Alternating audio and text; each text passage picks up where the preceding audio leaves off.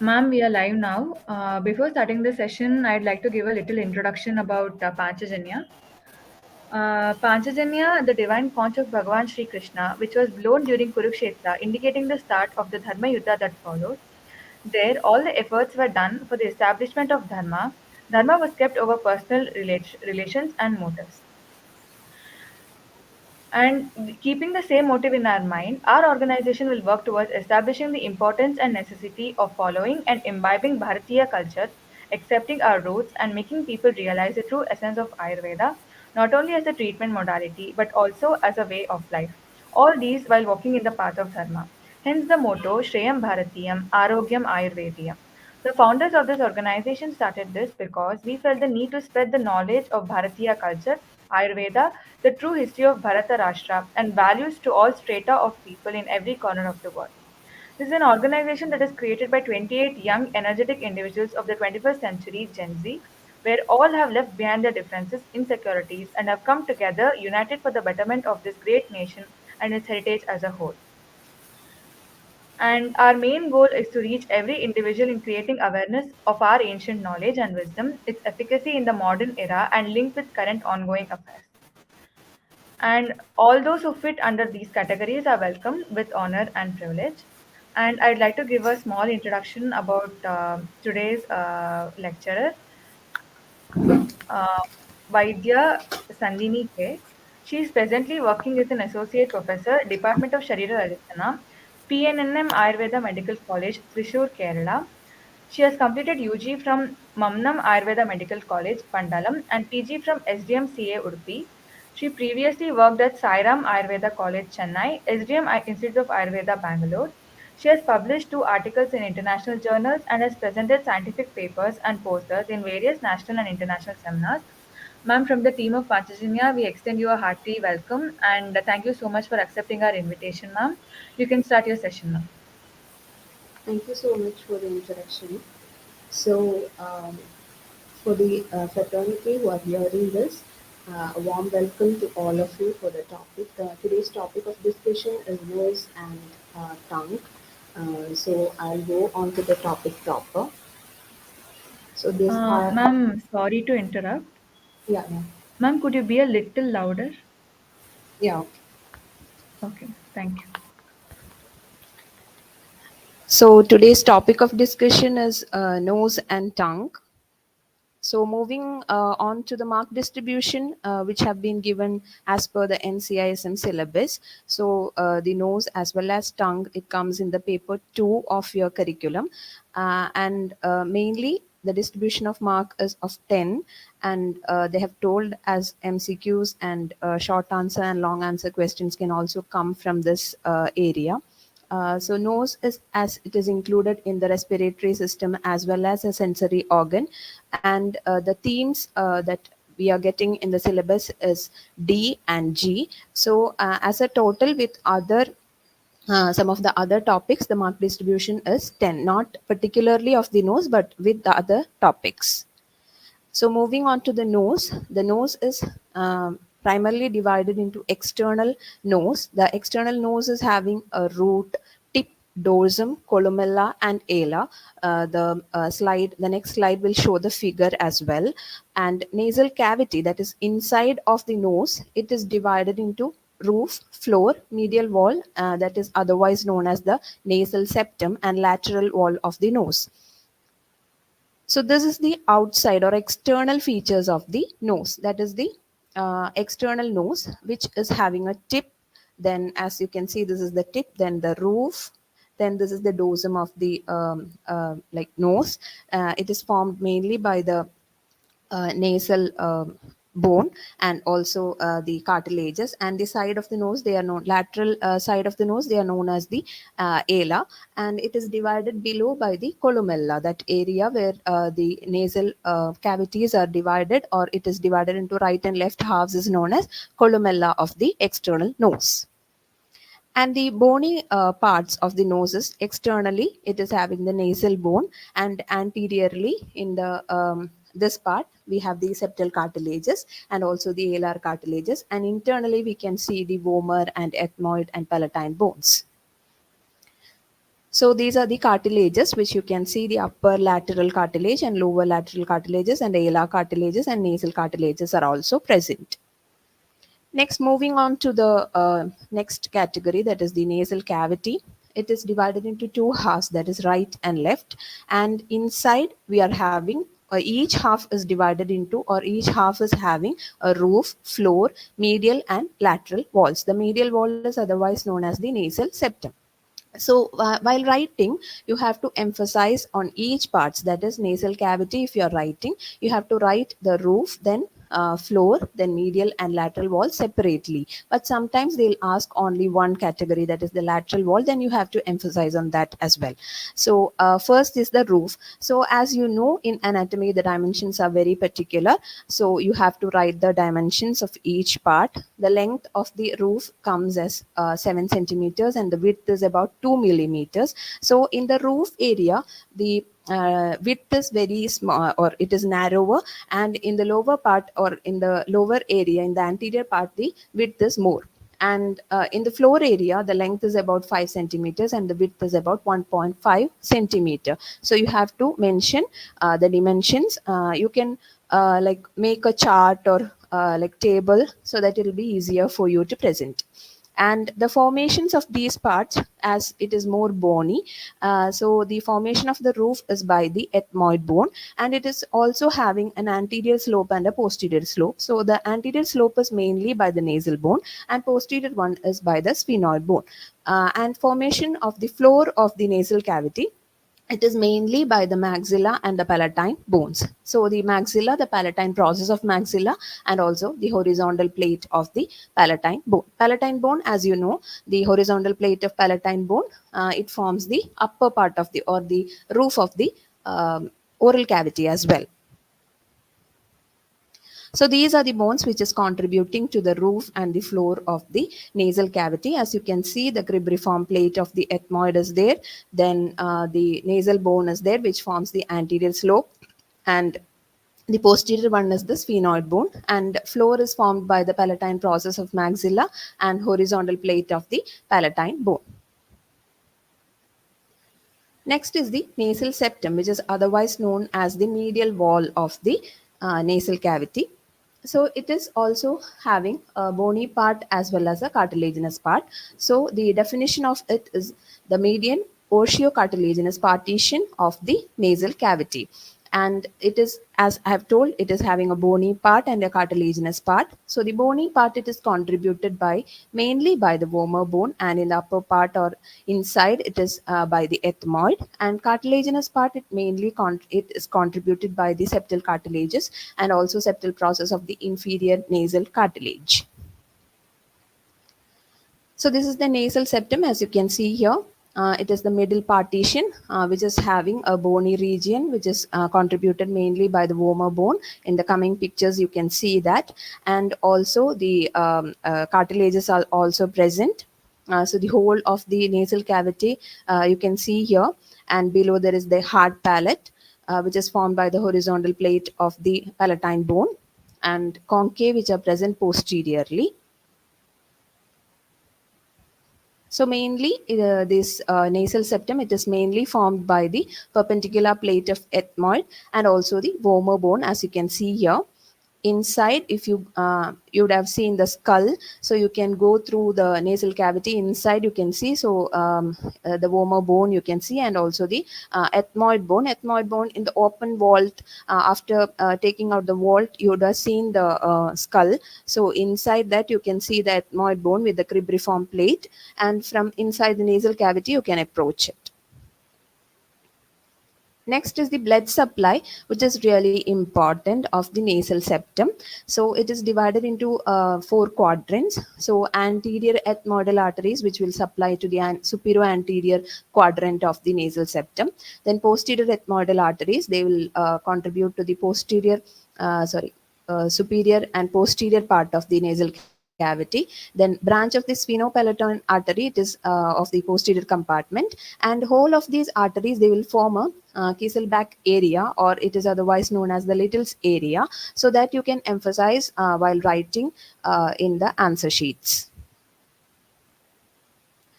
Next is about the lateral wall of the nose, which is having a vestibule, then an atrium, and a posterior part, which consists of concha and meatus.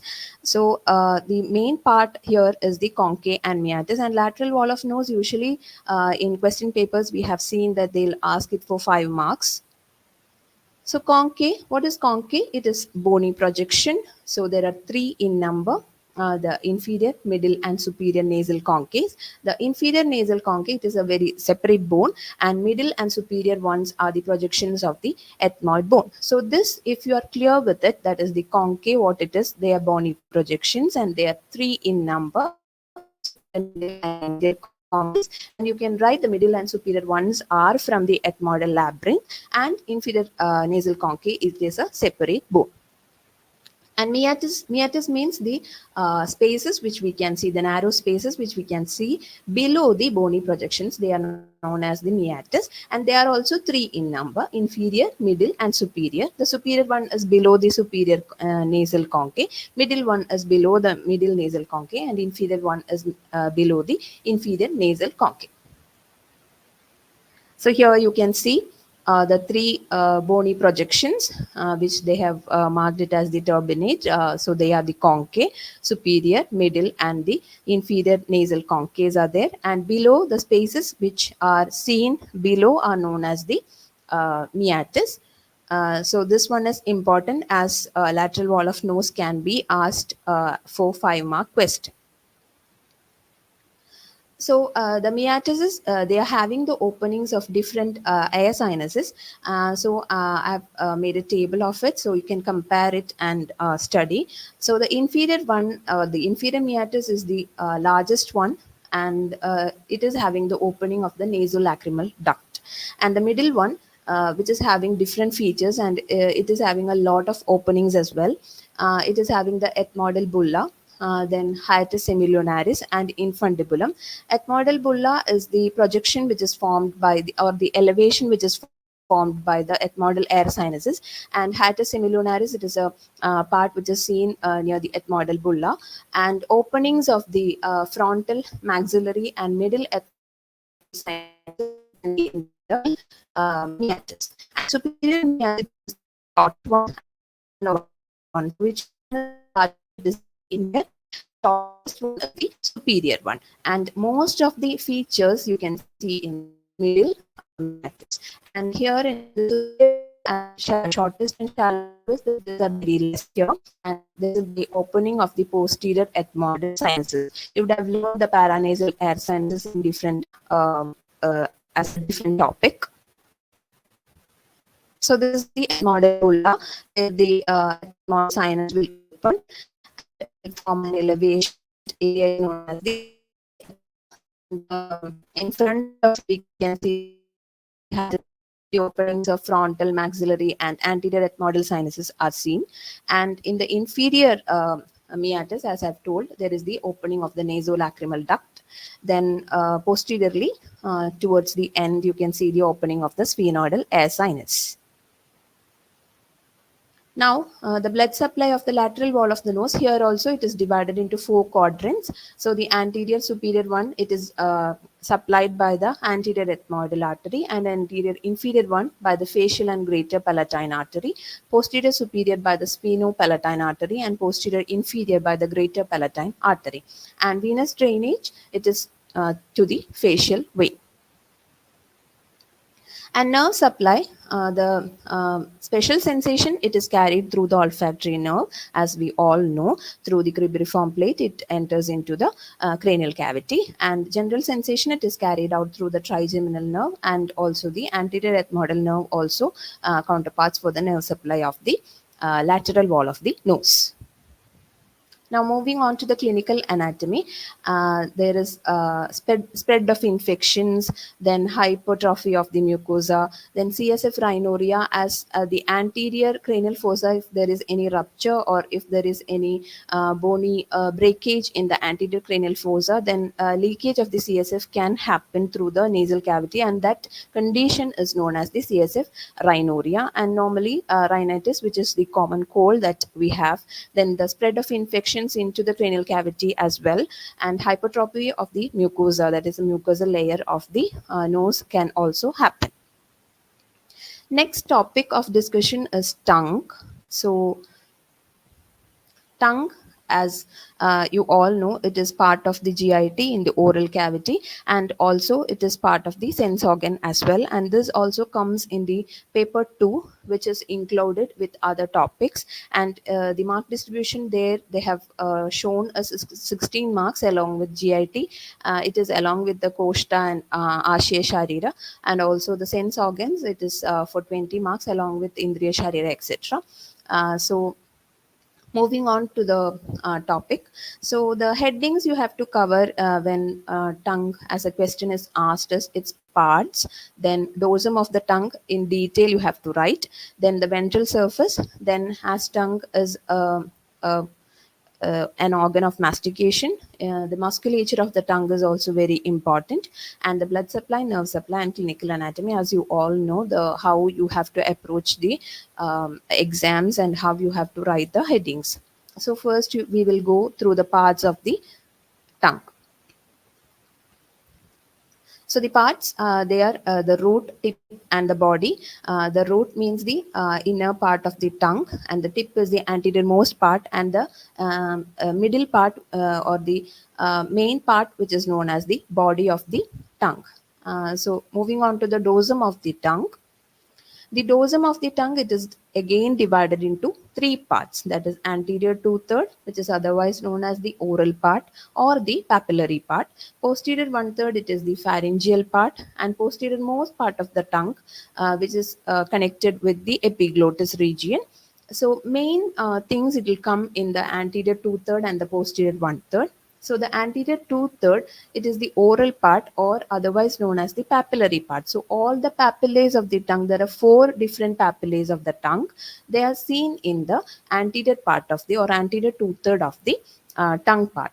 And it is having some features like sulcus terminalis, foramen cecum, and all the four papillae, that is circumvallate, fungiform, filiform, and foliate papillae. And behind the sulcus terminalis, it is a V-shaped demarcation between the anterior and posterior part of the tongue. So behind the sulcus terminalis, it is called as the posterior one-third part of the tongue, which is otherwise known as the pharyngeal part, where we can see mainly the lymphoid follicles, and the posterior most part, which is connected to the epiglottis. So as you can see in the figure, there is a V-shaped separation between the anterior two-third and the posterior one-third. And posterior most part, you can see the attachment of the epiglottis. So in the anterior two-third, the main features we can see is the papillae. So as they have marked, there is the circumvallate papillae. So you can see the vallate papillae here. It is seen just in front of the sulcus terminalis. Then they are the filiform papillae, which fills the dorsum of the tongue. It is seen in the middle part of the body of the dorsal surface of the tongue. Then there is fungiform papillae. They are seen mainly in the tips of the tongue, which they have marked as the apex of the tongue. Then the foliate papillae, which we can see just anterior to the circumvallate papillae, just in the lateral sides. And then there is the ventral surface of the tongue, wherein you can see some features, that is the frenulum, which is the partition between two halves of the ventral surface. And on both sides of the frenulum, there is a deep lingual veins. You can see the figure as well. And on towards laterally, you can see a fimbriated fold of the mucosa, which is known as plica fimbriata. So you have to understand the terms which you have to learn in each part. In the dorsum of the tongue, it was the anterior two-third, then posterior one-third, and posterior most part of the tongue. In anterior two-third, you have to give emphasis of the papillae of the tongue. Then posterior part, there is lymphoid follicles, which is collectively known as the lingual tonsils. And in the posterior most part, there is the attachment of the epiglottis. Now the ventral surface or the inferior surface of the tongue, it is having three main features, that is frenulum, deep lingual veins, and plica fimbriate. Now next is about the muscles of the tongue. The muscles of tongue, they are categorized into two, that is the intrinsic muscles and the extrinsic muscles. So the intrinsic muscles are mainly inside the tongue, which mainly contributes for the difference in its shape, that is concavity and convexity of the tongue. And extrinsic muscles, they are attached to some external structures from the tongue towards the mandible, or from the tongue towards the hyoid bone, etc. So in this figure, you can see the intrinsic muscles. They are the longitudinal muscles, then transverse muscle, which is seen inside the tongue itself. There are vertical muscles. So they'll mainly contribute for the change in the um, like shape of the tongue. So these are the intrinsic muscles. So the action of the intrinsic muscles I have shortlisted as a table. Um, Mainly the attachment of the muscles, all the muscles, it is from the submucous fibrous layer and median fibrous septum. So the muscles are superior longitudinal, inferior longitudinal, transverse, and vertical. The superior longitudinal, as you can see, it shortens the tongue and also makes the dorsum of the tongue concave. And inferior longitudinal, it also shortens the tongue and makes the dorsum convex. Then transverse, it makes the tongue narrower and elongated. And vertical one is to make the tongue broader and flattened. So the actions are contradictory to each one. So you can just study it as a table itself.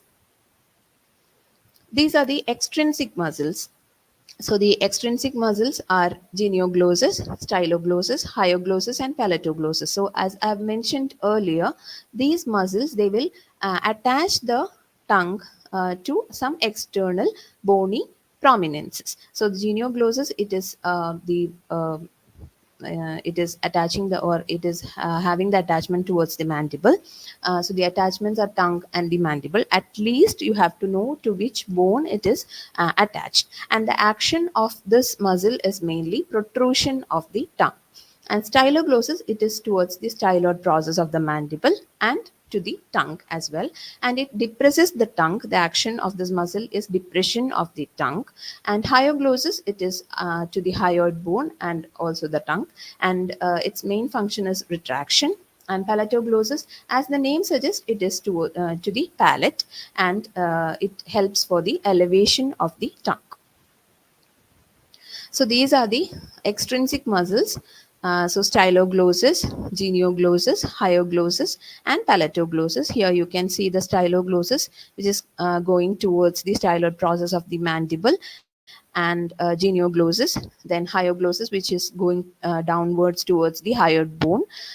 So at least you have to have an idea as in where the attachment goes. Now the nerve supply of the tongue.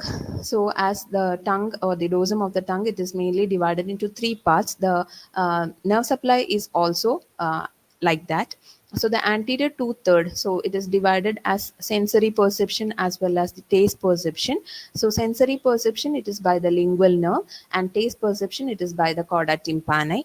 And posterior one-third, both are carried out by the glossopharyngeal nerve. And posterior most part of the tongue, it is the sensory sensation is carried out by the internal laryngeal branch of the vagus. And the same as in the taste perception as well, both in the posterior most part and the posterior one third, there is no difference, but in anterior two third there is a small difference, that is the sensory is carried out by the lingual and taste perception is carried out by the chorda tympani branch.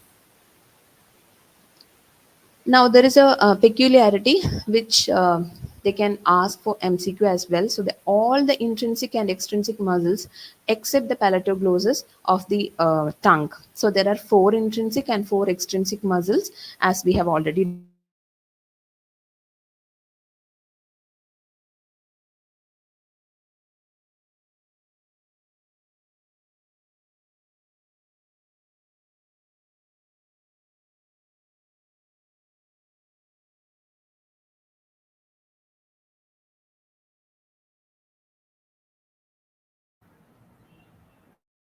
intrinsic muscles, they are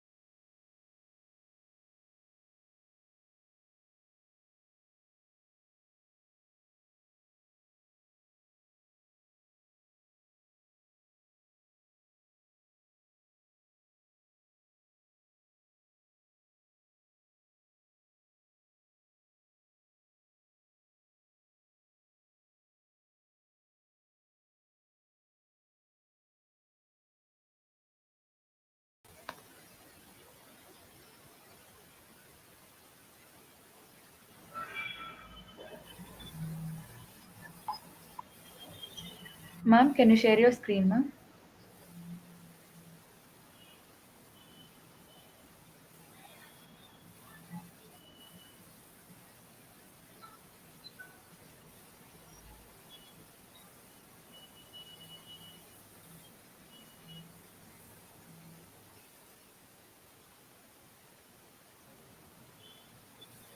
Ma'am, can you hear me, ma'am? Yeah, I can hear you, but my screen is not sharing.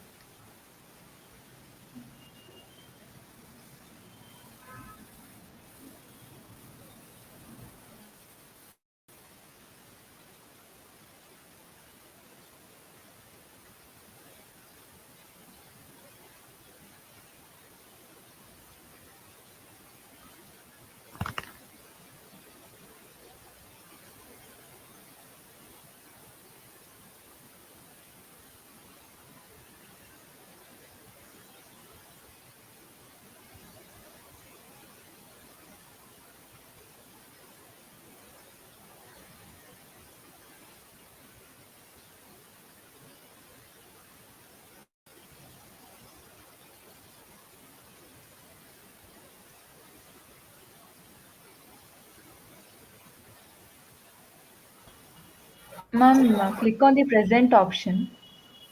Yeah, that only I'm doing. Enter the screen option came. After that, it is not coming.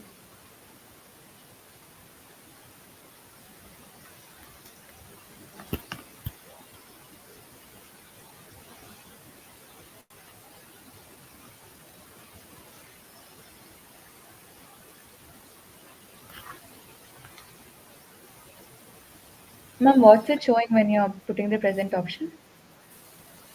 That Chrome tab window and entire screen they are showing, but I cannot share the slide. Sorry, ma'am, what is it showing? Yeah, now it came. One Okay. second.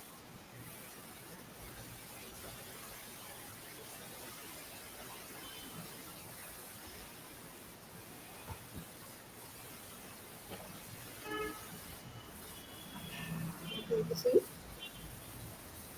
Yes, ma'am, it's visible.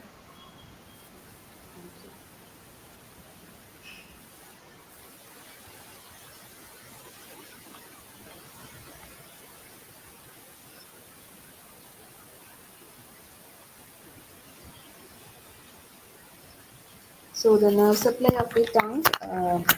Sorry for the interruption in between.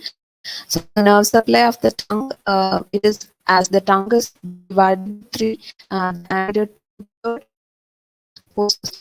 most part, it is having different nerve supply. So the sensory supply is well known, and taste is carried through the radial nerve. And posterior one, both the same taste perception carried out through the nasopharyngeal and most part to the interlabial branch, which is from the vagus nerve. Next, you have to understand or emphasize on this particular point. Sometimes they can ask MCQ. So all the intrinsic and extrinsic muscles. So there are four intrinsic and four extrinsic muscles. The inferior longitudinal, uh, vertical and transverse muscles. And extrinsic muscles are genioglossus, hyoglossus, styloglossus, and palatoglossus. So, except the palatoglossus, all the muscles they are supplied with the hypoglottis. And the palatoglossus, this is the motor supply, and palatoglossus, which is exceptional, and it is carried out through the root of the accessory nerve. On to the blood supply. The artery is mainly by the lingual artery and the tongue. That is the most part of the tongue. It's through the tonsillar and ascending pharyngeal artery. Venous drainage is the lingual vein. The lymphatic drainage of the tongue.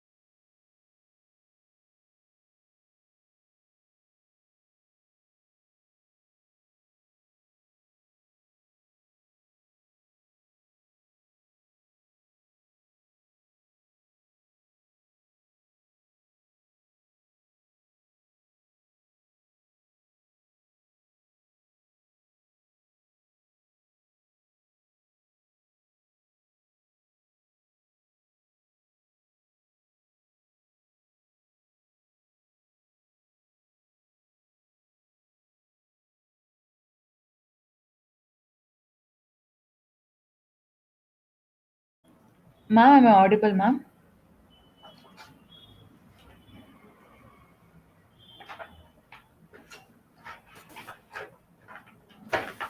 So this is the blood supply, arterial supply. It is by the lingual artery, and root of the tongue. It is supplied by the tonsillar and ascending pharyngeal arteries. And venous drainage. It is through the deep lingual vein. And next is the lymphatic drainage. It is through the submental nodes in the anterior most part of the tip of the tongue. Then anterior two-third, the right and left halves, it is directed or drained through the submandibular nodes, and tubulo-digastric nodes, they are responsible for the drainage of the posterior one-third of the tongue. Moving on to the clinical anatomy, as the headings that I have shown in the first part of the tongue, you have to include the clinical anatomy as well. Whatever topics have been asked for you, whichever structure have been asked for you, the clinical anatomy, you should not omit it in the last. So first thing is the stomatitis. As we all know, they are the basic ulcerations of the mucosa of the oral cavity as well as the tongue. And carcinoma of the tongue, also you can write. Then genioglossus muscle, which is also known as the safety muscle of the tongue. As genioglossus, the main function of or action of the genioglossus is protrusion of the tongue, so it is considered as the safety muscle of the tongue. So this much is regarding the nasal cavity or nose, which is having the external and internal part, and also the tongue. So thank you for patient hearing. Yes, ma'am. Ma'am, thank you so much for giving your time and for this wonderful session. I hope it is helpful for everybody who's appearing for the exams. And if you have any doubts, you can ask us. We'll be asking it to ma'am and forwarding them to you. Thank you so much, ma'am. You can exit the meeting. Sorry for the interruption in between. It's okay, ma'am. It's okay. Thank you, ma'am. Thank you. Is there Thank any you. queries? Ma'am, we'll forward you the queries, ma'am. Yeah, yeah. Okay. Thank you so much. Thank you for the Okay. opportunity from Jignasa team, and thank you all the coordinators. You are doing a good job. Thank you. Thank you so much, ma'am. Thank you.